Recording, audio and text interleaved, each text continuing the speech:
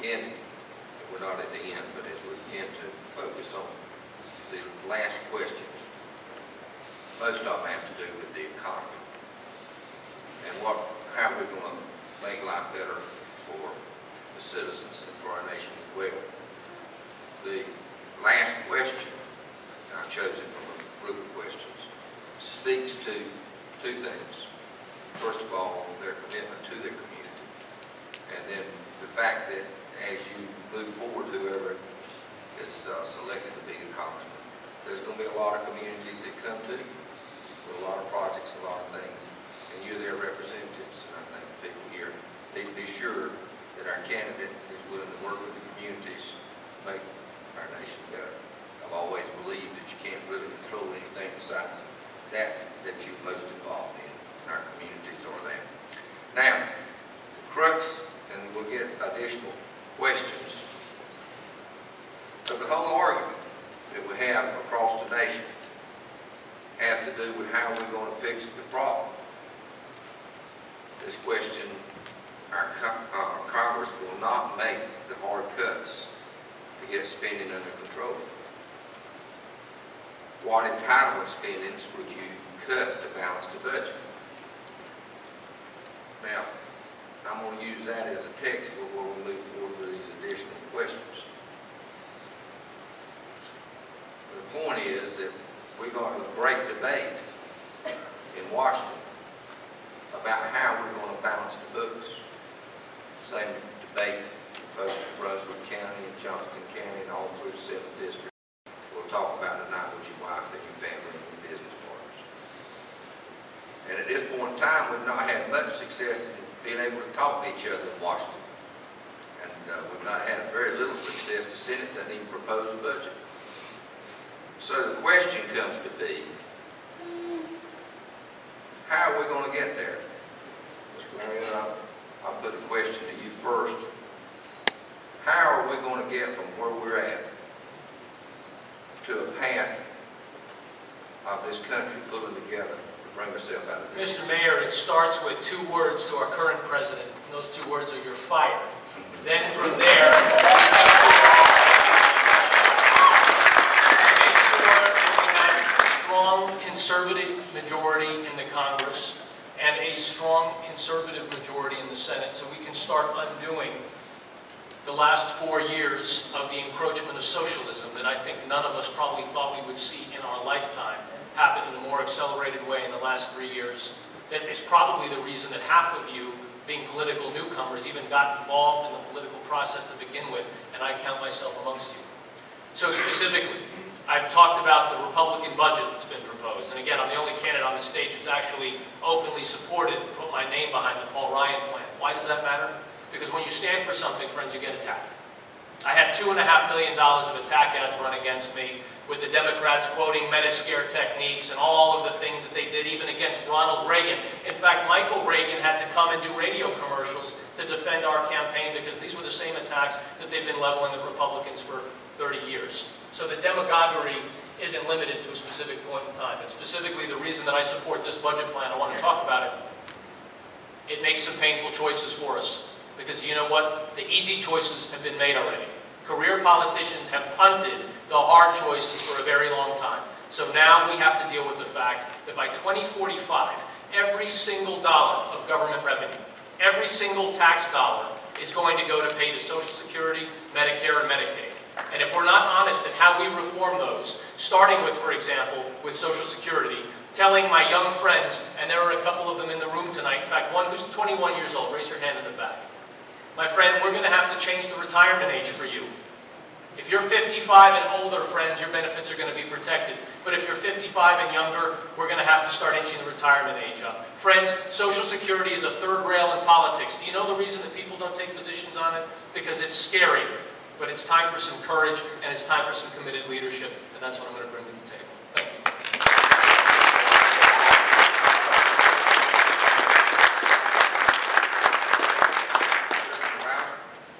We all know, of course, we've got to get conservatives elected to the White House, to the U.S. House, and take control again of the U.S. Senate. No question about that. If we don't, we're not going to get this country on the right path again. But we also have to understand how we got where we Government is the problem, not the solution. If you look at the three biggest problem areas we have in this country, healthcare, education, and energy, what they all three have in common. Common denominator is you got more government involvement in those three areas than any other. We have to realize that we've got to get the government out of the way so that businesses can thrive again. We've got to grow our economy, and we do that by cutting taxes, reforming the tax code so that it's fair, flat, and simple, regulatory reform, repealing Obamacare, and of course energy policy.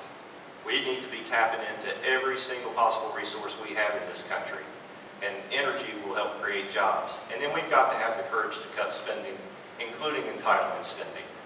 And there's absolutely no question we have to reform those programs so that we can preserve them for the future.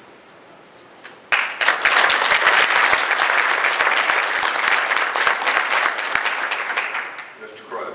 Thank you.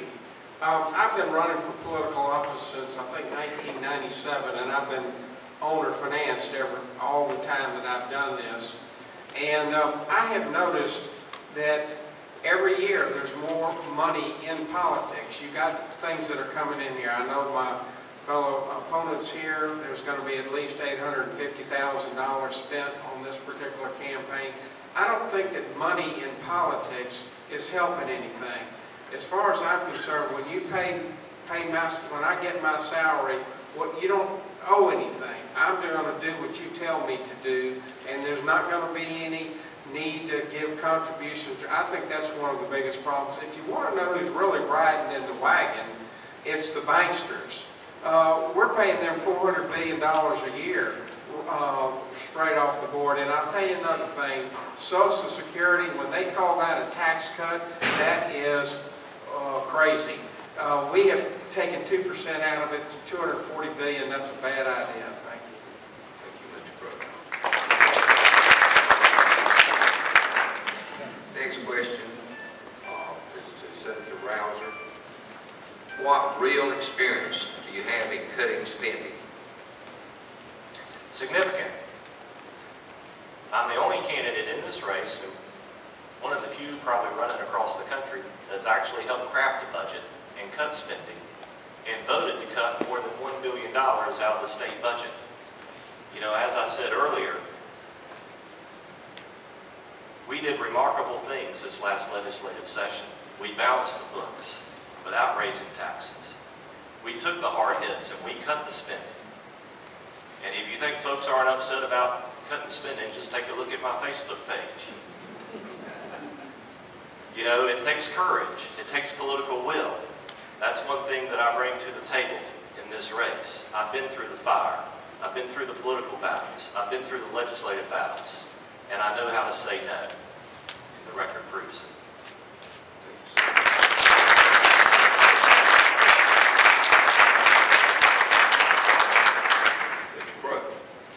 Well, I've never saved any taxpayer money. I tell you, the whole thing about taxing people and saving them money and all that, that's kind of crazy for me. I started out in Texas. We had a ranch. I was ranch manager there. You talk about cutting money.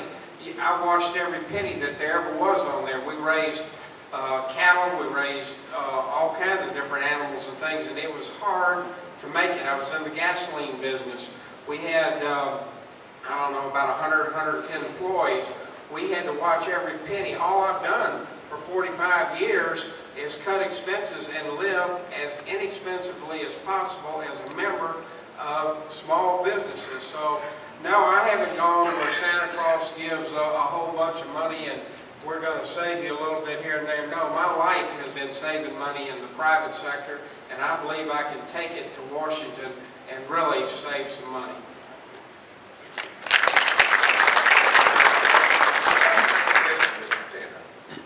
Well, I'd like to point to my experience in the private sector. I don't have, to my opponent's credit, 20 years of service in the government, and I appreciate the time and the effort that he made over various administrations and working in various staff offices, the efforts that he's made to serve the public, and I think that that's an honorable thing.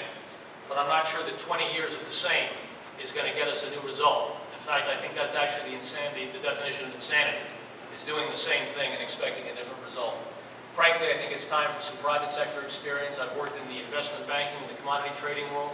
And then I started a private consulting business where I consulted with clients like AT&T, Sony, and Mattel, the makers of Barbie dolls. So I've worked with different types of businesses that have had different needs, but real private sector timelines and budgetary constraints. And I think that that's very important and applicable. Number one, I would go on to say, we have seen that career politicians inevitably are drawn into the moray of lobbying money and special interest influence money, and that ultimately makes their cuts very suspect. We'll talk a little bit more about that this evening as the conversation goes on.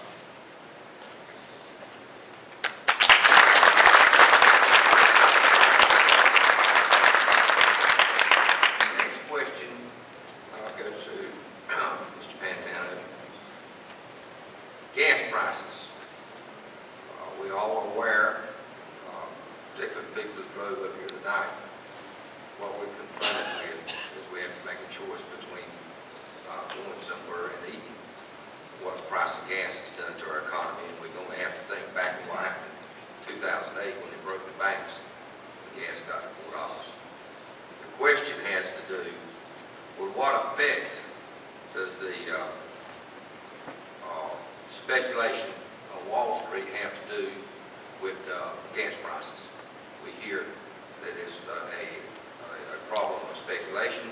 We hear it's a problem of production, yet the American people are left in the middle. Now, how do we solve that? How do we get to the bottom of that issue? The chief culprit behind high energy prices today is the concerted effort by the Fed to do quantitative easing, which has resulted in a weak dollar, which has left commodity prices higher at a cost of living index than they have been for some time. Couple that with the fact that we have 1.3 billion people in China, where now China is the world's largest automobile market in the world. Couple that with some increased risk in the Middle East. You might be familiar with the fact that the Iranians have threatened Israel with extinction and are in the process of developing a nuclear weapon. As a result, they've threatened to close the Straits of Hormuz, and that has led to speculation and to risk. Is Wall Street the culprit? Wall Street plays a role in every economic situation, good and bad, that's happened in Main Street America. Having said that, speculators are a convenient red herring that the Obama administration likes to point to, and frankly, every administration likes to point to them. But speculators include airlines, they include UPS and Federal Express, they include counties that have to manage fuel budgets by trying to consider what their needs are going to be in the future. So I think that that's a little bit too simplistic. The way we would solve our energy problems, though, friend, that's the important part. Not just talking about the problem, but talking about the solution. Here in North Carolina, we have natural gas resources in the Piedmont and off the coast. We need to be developing those. For years, the governor did not properly allocate resources to the Outer Continental Shelf Policy Committee. Why does that matter? Because the state of North Carolina has more economic activity area off the coast than almost any other state on the eastern seaboard, and yet we've been blind to developing those resources. If we were to tap this state's potential, hear me, we could drop our corporate tax rate, we could drop our individual income tax rate, and our gas tax, and we would have not only people coming to buy our products, but people relocating their businesses here and new factories here as well. Thank you.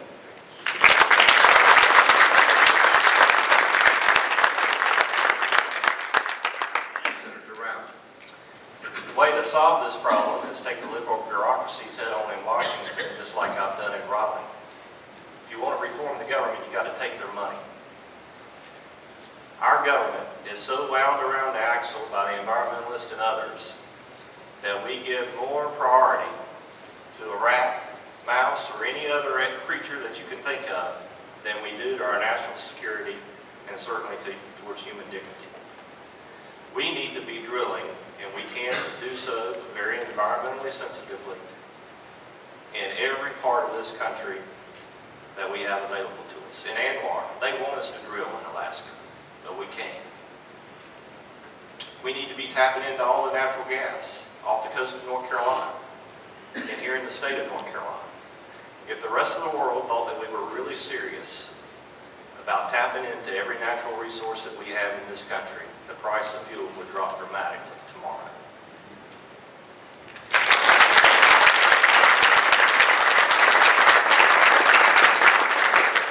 Mr. Crowe. Thank you. I believe the Cheney's Energy Task Force has a whole lot to do with what we're dealing with now. I think it's a double-edged sword. They've got our production up right now. We're almost at 10 million barrels a day. We're expected to get 3 more million barrels a day. We're using 18.8 million barrels a day. We're almost solvent in that. But you all say, well, let's drill. Well, you're getting $2 an MCF right now. If there's 6 MCF in a barrel of oil, that's $12. Our gasoline, if we had the free market in oil like we do in natural gas, it would be $12 a barrel. We'd be paying about $1 at the pump. I do not think that we ought, with this horrible price of natural gas, I do not think that we ought to be drilling offshore right now. But you've got to realize that Cheney was behind what is going on right now, and when we go to Libya and this place and that, and take that oil off the market, they know exactly what they do because they want to make a fortune on it. Thank you very much.